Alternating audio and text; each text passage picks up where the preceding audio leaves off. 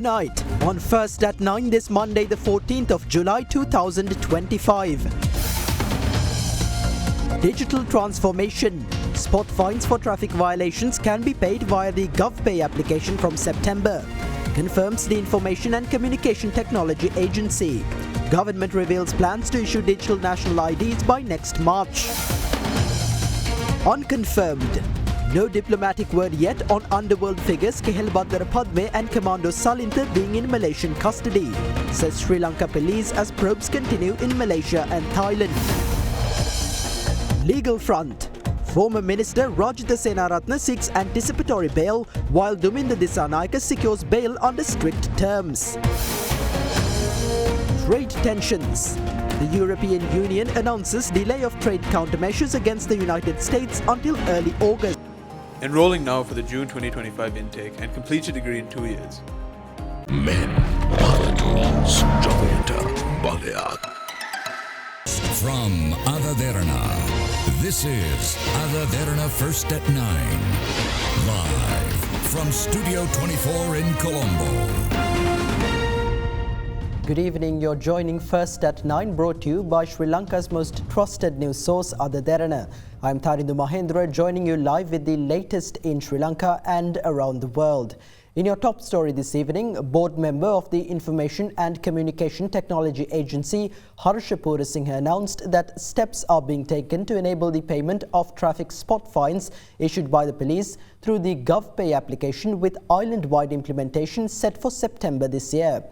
He made this announcement while speaking at a media briefing held in Colombo. Meanwhile, Senior Advisor to the President on Digital Economy, Dr. Hans Vijay Surya, said digital national identity cards for citizens will be introduced in Sri Lanka starting March 2026. We have reached an important milestone. 50 state-owned enterprises have now joined the GovPay. Since our launch on February 7th, a total of 52 institutions have joined the platform. So far, 7,024 digital payments have been processed, with a total transaction volume exceeding 65 million rupees, an increase from 24 million rupees in February. We also have a key upgrade regarding the traffic spot fine system. A pilot project was conducted in the Polonnaru and Anuradhapura areas. The nationwide rollout will begin this month, and we aim to implement it across the western and southern provinces by the end of the month. By September, through an expedite program, the system will be available island-wide, enabling traffic fines to be paid digitally from any bank. In addition, we aim to convince over 100 institutions to join GovPay in the near future. We have more organizations currently in the pipeline. Ministries, including the Ministry of Tourism, are in discussions to digitize services such as the renewal of restaurant licenses, a development as impactful as the traffic fine initiative. We have now surpassed 60 million rupees in digital transactions and are aiming to exceed 100 million rupees soon. An awareness campaign for GovPay will also commence this month. Our focus is on scaling this platform from 60 million to 100 million rupees in monthly transactions, with a goal of reaching 1 billion rupees over the next 12 months. With the full participation of all state enterprises, we have the potential to facilitate transactions up to 1 trillion rupees annually. Achieving this could contribute approximately $3 billion to Sri Lanka's digital economy. $3 billion වටිනාකමක් digital ආර්ථිකයට එකතු වෙනවා. මුදල් පරිහරණය කිරීම අපි කියනවා cash circulation. There is a hidden cost to the economy associated with cash-based money circulation. Regional data indicates that approximately 1.5% of nation's GDP is spent on this. By transitioning to digital payments and reducing even 30% of that cost, we could save around 0.5% of GDP for the national economy. වගේ ප්‍රමාණයක් ඉතුරු කරගන්න පුළුවන් රටකට. බලාපොරොත්තු වෙනවා super app එකක් ගේන්න. රජයේ සේවාවන්. We are also working on launching a government super app, a single mobile platform that will integrate all public services. This app will allow citizens to store their IDs and other official documents digitally and use them to access government services without needing to visit offices physically. The procurement process for the app has already begun. As part of this project, we are building several key digital infrastructures, including a national digital ID, an essential step for identity verification within the digital ecosystem. This will enable seamless access to government services online. සියලුම සේවාන් ලබා ගැනීමේ තැනට යාමේ හැකියාව ලැබෙන්නේ එවිට. We have started the procurement of super app. So the first phase of it should come out in about 6 months. That's the high level timeline we are looking. In parallel to super app, there's another initiative to digitize and introduce artificial intelligence to 1919 Government Information Center. Hopefully 6 to 8 months time frame is the time frame to deliver 1919 renewed service. One of the core objectives of the government is to lead Sri Lanka towards comprehensive digital transformation. Digital payment systems are at the heart of this effort as they improve the efficiency, accessibility and transparency of government services, helping reduce bureaucracy and eliminate corruption. Ultimately, our goal is to transition to a cashless society where all payments are made digitally, transforming cash transaction into secure, streamlined digital transactions. Cash movement Could you explain the digital blueprint with the time frame? Main components of the blueprint, like I mentioned, one is the broadband networks and ensuring over the next 3 to 5 years that we can deliver high quality broadband for every single citizen as well as all government institutions and other institutions of relevance to the citizen. Next layer, we have the Lanka government cloud, and already there's one phase of the cloud expansion project is now under procurement, and it will be followed by a big step in the direction of deploying a hybrid cloud, which is a mix of a cloud provided by domestic providers as well as the international hyperscale clouds coming together. The digital ID should be ready around February, March next year, and after that we'll start registering the population. There's been word going around, of course it's not official, it's just rumors going around that certain mobile networks are trying to block number portability.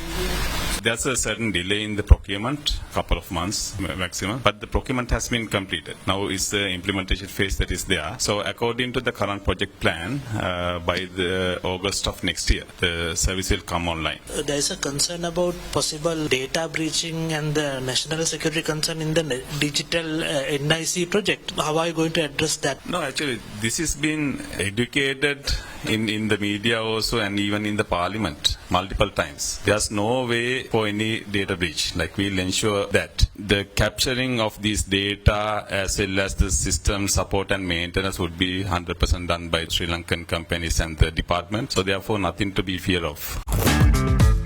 Crunchy goodness for hunger on the go. Yadia, ලොව වැඩියෙන්ම අලෙවි වන electric ස්කූටරය Avance Auto වෙතින්.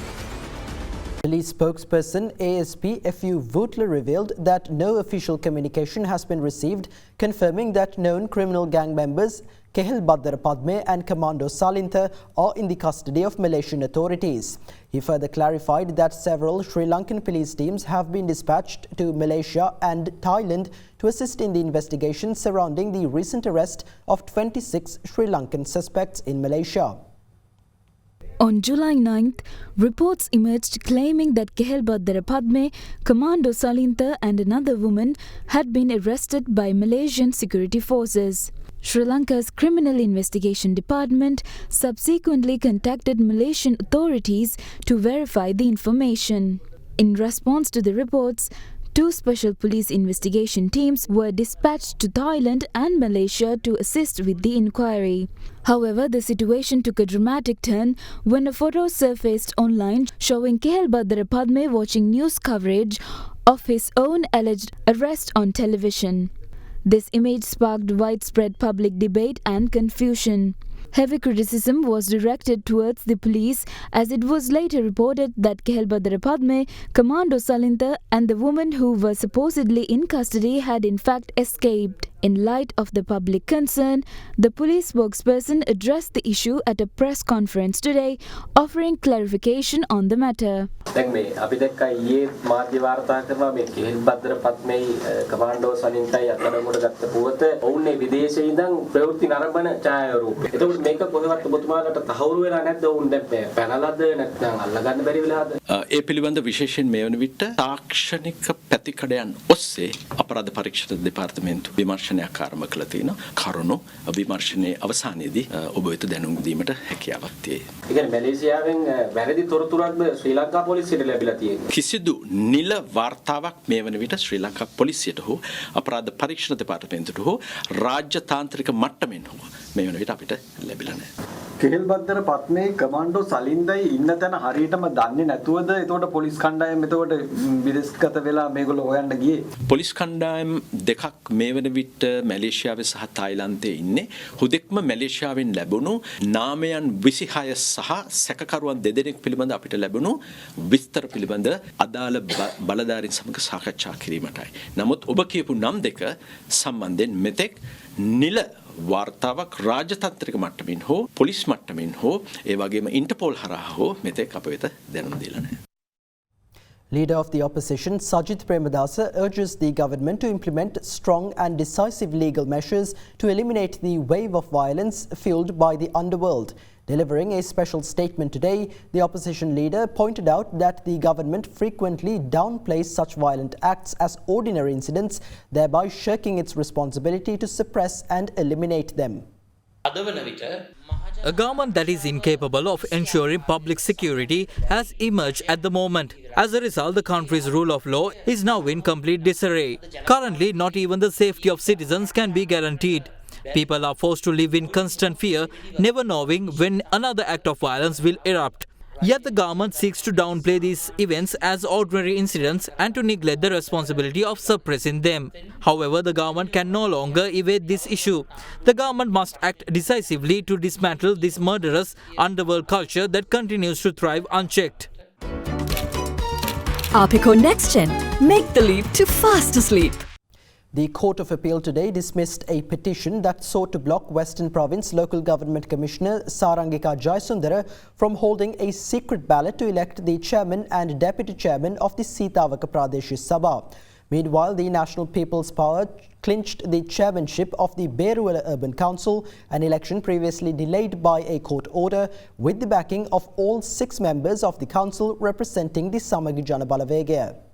A petition was filed before the Court of Appeal requesting an interim injunction to restrain Western Province Local Government Commissioner Sarangika Jayasundara from conducting a secret ballot to elect the chairman and deputy chairman of the Sitavaka Pradeshya Sabha. The petition was filed by a group of Sitavaka Pradeshya Sabha councillors representing opposition parties. Delivering the ruling this morning, the Court of Appeal dismissed the petition, declining to issue the injunction sought against the commissioner. Similar petitions concerning the Mawatagama and Sitavaka urban councils were also rejected. I regard this as a landmark ruling in the history of local government jurisprudence. All this commotion was due to the insistence on an open ballot. However, this ruling clarified that even in the absence of explicit provisions in the Local Authorities Special Provisions Act, the local government commissioner retains the discretionary authority to take a decision.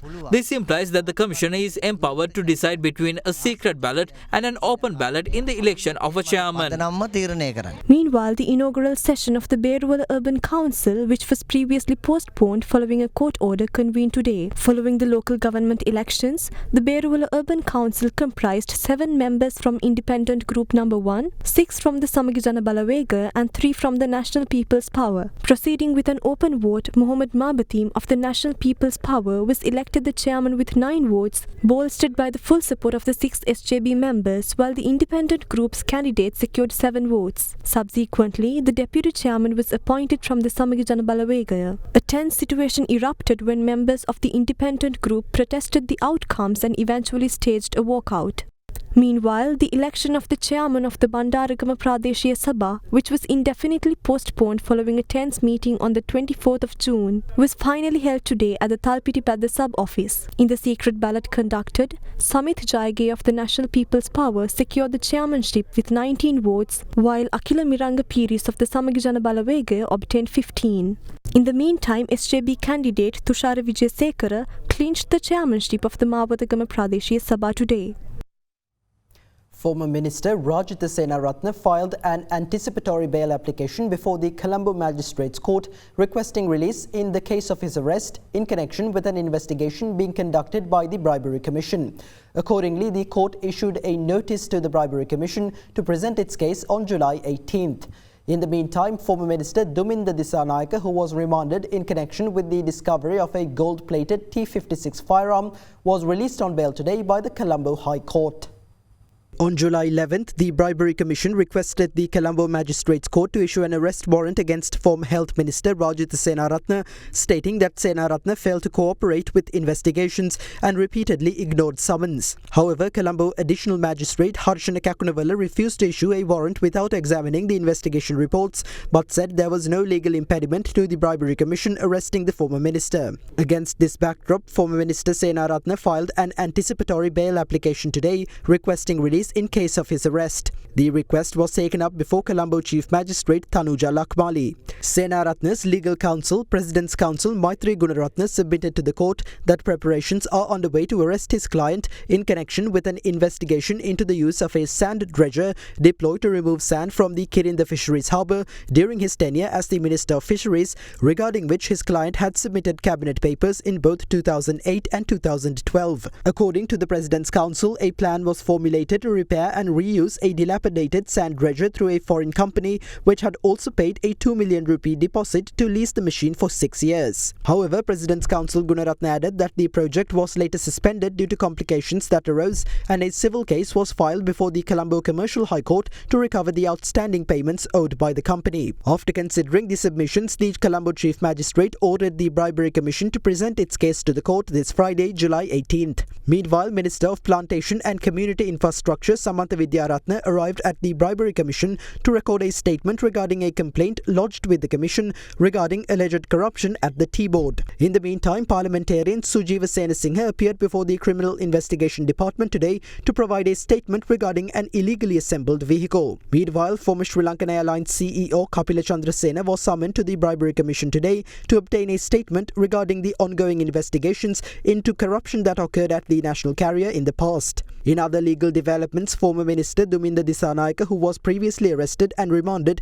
in connection with the discovery of a gold-plated T-56 firearm in Havelock Town, Colombo, was granted bail by the Colombo High Court today, which imposed a foreign travel ban on the former minister. Leader of the Sarva Jana Bala, parliamentarian Dilit Jaath warns that the government's failure to generate revenue while relentlessly imposing taxes will inevitably steer the country toward complete collapse by 2028.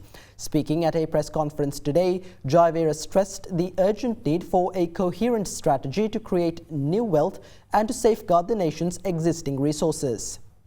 අපේ ජනාධිපතිතුමාට නම් පවා පටබැඳමින් තියෙනවා බදු කුමාර කියලා. Back then, how did they speak of taxes? But look at them now. Today, they speak of the tariffs imposed by the Trump administration, claiming that after discussions with the US, Sri Lanka has been hit with a 30% tariff. Yet, the real impact is this. Everything we export has become 30% more expensive, which has dampened demand across the board. As demand falls, our exports shrink, unemployment rises, and national wealth continues to erode. This is the harsh reality. The President must realize that if we stay on this course by 2028, the country will face irreversible decline. At present, there is no clear strategy to create new wealth, nor even an attempt to protect the wealth we still have. Instead, the government's energies are consumed by a political drama of chasing so-called thieves, but people will soon see that it brings them no real benefit. Society itself is deteriorating. Digital බද්ද බලපෑමක් නෑ වගේද නිකන් අපේ භාෂාවෙන් කිව්වොත් විශාල පරිප්පුවක් කන්නයි හදන්නේ. The country will undoubtedly face multiple challenges as a result of this tax. Most of these levies are directed at services imported from the United States. If the US takes a closer look, they would see that Sri Lanka's 18% VAT on digital services provided by non-resident companies is in effect no different from them imposing a 30% tariff on our imports. Such moves can have serious repercussions in future. ගොංගමට ගහන බද්දේ ප්‍රතිඵල විය හැක්කේ ඉතාම බරපතල ප්‍රතිවිපාක බව මම අද ඔබට කිව්වා කියලා මතක තියාගන්න.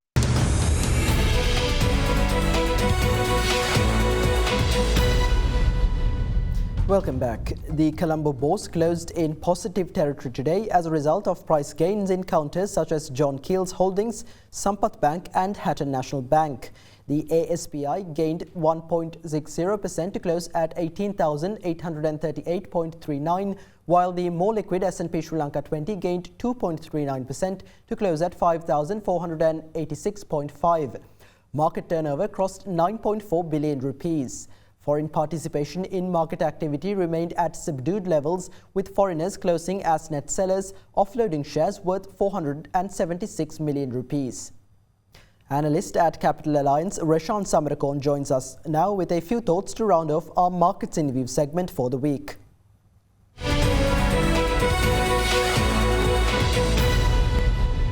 The domestic stock market rose throughout the previous week. The S&P SL20 rose 2.75% from 5,340 to 5,487, while the ASPI rose 2.77% from 18,042 to 18,541. In addition to the index performance, the market turnover increased by 323% to 10.2 billion rupees. Furthermore, the government raised 66.5 billion rupees last week through Treasury Bill auctions, where interest rates increased for 6-month bills by 6 basis points, and the interest rates for 3 and 12-month bills increased by 5 basis points. We expect markets to rally during the coming week.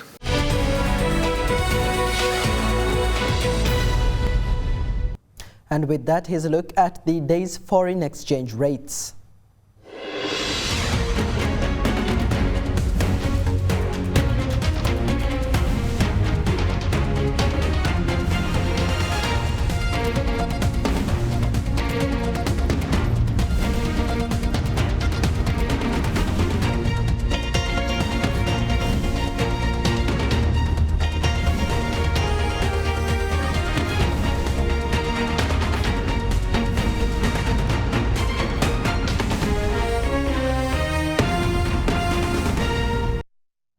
In international economic developments, the European Union said it would extend its suspension on countermeasures to US tariffs until early August. The decision was taken to continue to press for a negotiated settlement as US President Donald Trump's administration demanded more concessions from trading partners. Trump said he would impose a 30% tariff on most imports from the EU and Mexico from August 1st, adding to similar warnings for other countries and leaving them less than 3 weeks to hammer out framework deals that could lower the threatened tariff rate. Meanwhile, Thailand is weighing allowing zero duty market access for more US goods to help persuade the Trump administration to lower a threatened tariff on its exports. Thai officials are optimistic about finalizing an agreement before the deadline set by President Trump, which includes eliminating import duties on 90% of US goods and removing non-tariff barriers. Failure to secure reduced tariffs from the US could lead to a sharp decline in shipments and shave up to 1 percentage point of Thailand's projected economic growth. That's all for tonight from First at 9. Thank you for joining. Have a great night.